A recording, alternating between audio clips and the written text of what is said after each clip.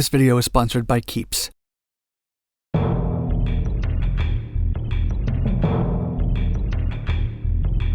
It's the final days of Operation Desert Storm. The 2nd Armored Cavalry Regiment is unknowingly moving into a village occupied by the Tawakalna Division of the Iraqi Republican Guard. The U.S. unit is smaller and carries less equipment than those of their enemies. They're unfamiliar with the ground and unaware of the Iraqi forces that are positioned to attack them. Everything seems to be set against the regiment during the Battle of 73 Easting. But the Iraqi forces have taken the U.S. for granted. It takes the regiment only 23 minutes to wipe them out, in what is considered one of the greatest and last tank battles of the 20th century. The battle not only helped demonstrate the superiority of American military technology and strategy, but also led leaders of the world to think that the U.S. military is indestructible.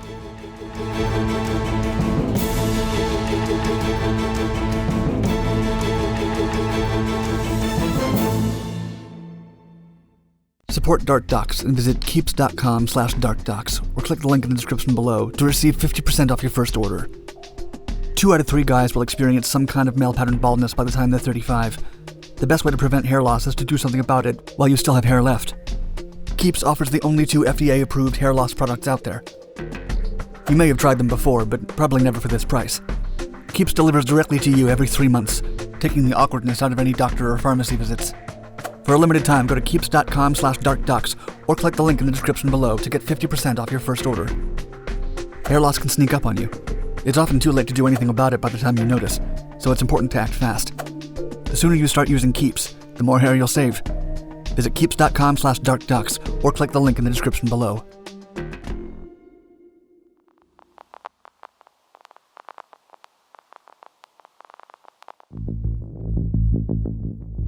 The Persian Gulf War was also known as Operation Desert Storm. The U.S. deployed 20,000 American troops to Iraq in a tactic to defeat Saddam Hussein's army. However, the American units were greatly outnumbered. At the time touted as the 4th largest army on Earth, the Iraqi army possessed units with around 3,000 soldiers, each located in defensive positions. Before being called to Iraq, the 2nd Armored Cavalry Regiment provided frontline defense against the Warsaw Pact nations at the central part of the border between West and East Germany. On August 2, 1990, they were getting ready for an exercise in which they would maneuver 9 M1 tanks to imitate the combat conditions they would face if Russia ever decided to attack West Germany. The captain of the regiment was 28-year-old H.R. McMaster. When Hussein moved his troops across Iraq's southern border with Kuwait and subdued their military, Captain McMaster alerted his regiment of the possibility of being sent to Iraq. According to Daniel L. Davis, who was part of the Eagle Troop of the regiment, the captain summoned the troops before the maneuver and told them, quote, "Men, we must take very seriously what we are about to do. It is possible that the next operations order I give will be in the sands of Iraq." Before the year ended, as McMaster had predicted, they were sent to Saudi Arabia with the mission to act as a forward covering element of the 7th Corps. The regiment totaled approximately 4,000 troops, between 3 ground squadrons, an aviation squadron, and a support squadron. Since they had mostly trained on the hills of Europe, their biggest challenge was to adapt their techniques to the desert. The problem was such that a complex exercise almost ended in disaster.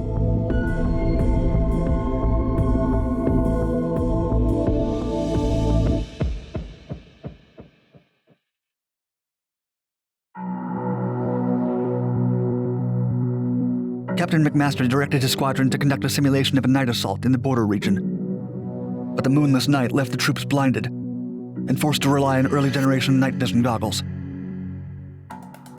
McMaster was aboard one of the tanks when he told his troops over the radio to change the direction towards a different objective. But the drivers of the Bradley fighting vehicles, unable to see the terrain, kept on the same path, directly against McMaster's tank. Although his men were trying to warn him, he couldn't listen as he was in the middle of giving instructions.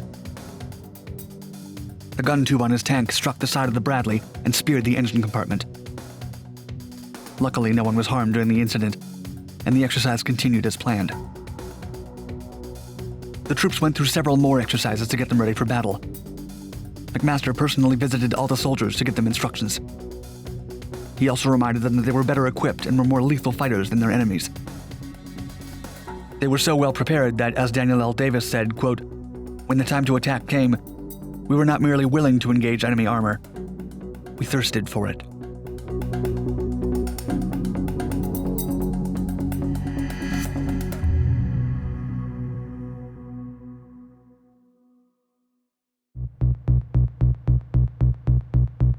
On February 23, 1991, 3 days before the legendary battle, the regiment was moved to Iraq as an offensive covering force for the 7th Corps. The Iraqi defense was positioned to the south and the north, and the Corps' mission was to approach them from the west. However, their intentions were discovered, and the Republican Guard repositioned. In spite of this, the attack on southern Iraq was successful. They took hundreds of prisoners and demoralized the enemy forces. The Eagle Troop of the 2nd Squadron engaged in battle 1 day later. They reacted to enemy fire with a Bradley fighting vehicle, a tank, and mortars. The soldiers from the Republican Guard quickly surrendered.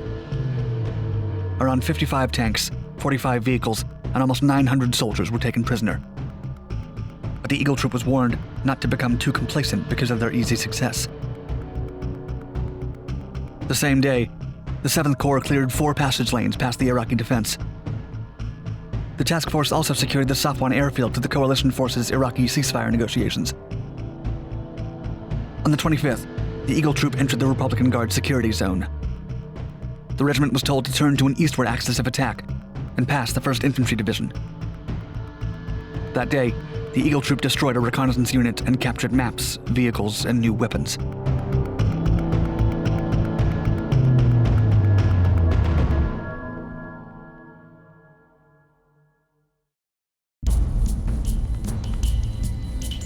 The date is now February 26, 1991, during the final days of Desert Storm. The air campaign has weakened the Iraqi army, and its troops are seen deserting and fleeing. The Republican Guard and its Tawakalna division are all that's left. The rain that fell the previous night has left a fog that limits the visibility of the troops.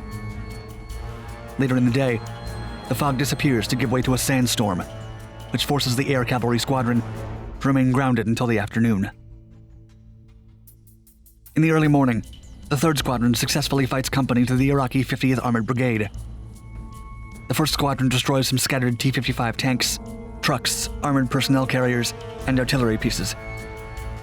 Meanwhile, the 2nd Squadron takes over small Tawakalna Division security outposts. The 3 squadrons of the regiment are ordered to motor eastward past 11 a.m. Sensors report movement of tracked vehicles north out of the regiment's zone. The troops have a feeling that a fight is near.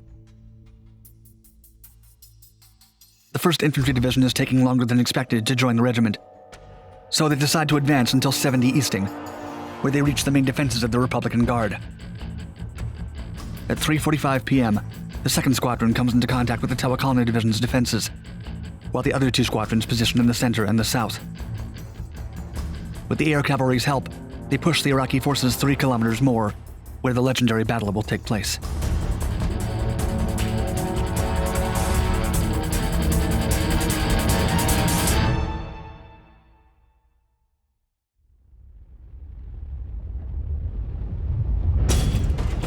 The 18th Mechanized Brigade of the Tawakalna Division and the 10th Armored Division of the Iraqi forces are led by someone known only as Major Mohammed, a combat officer who graduated from the Infantry Officer Advanced Course in Fort Benning in Georgia. His strategy is to lure the American enemy forces into a road that will lead them into a village where 40 tanks and 16 BMP-1s have been strategically positioned. His units have had live fire training on the site, so they're all very familiar with it. The regiment is unaware that they will be entering ground occupied by the Tawakalna Division, which has been ordered to halt their advance into Kuwait. In an article he wrote about the battle, McMaster recalls, quote, "His plan was to engage and destroy us piecemeal as we moved over their crest.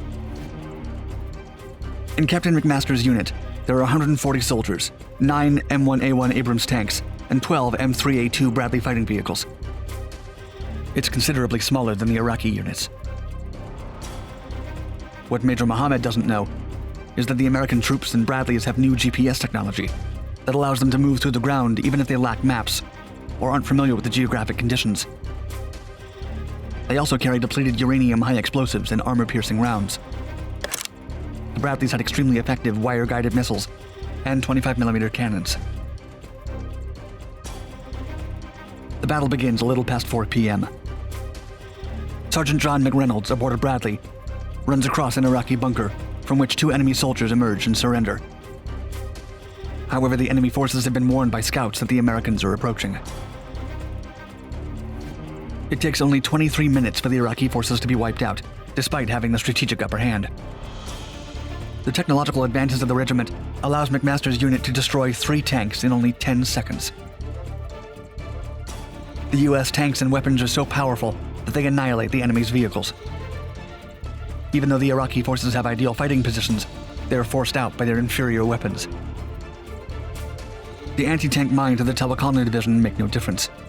Their blast damages some tanks, but the repairs are quick. To Captain McMaster, the mines are so ineffective against the tanks that they sound like microwave popcorn popping. The unrelenting advance of the American troops has a profound psychological effect on the enemy soldiers. McMaster witnesses how they stand paralyzed and panicked, unable to stop the offensive. The squadrons keep advancing past the limit that had been established at 70 Easting, but they can't stop the attack. They press on until there's nothing left to shoot at.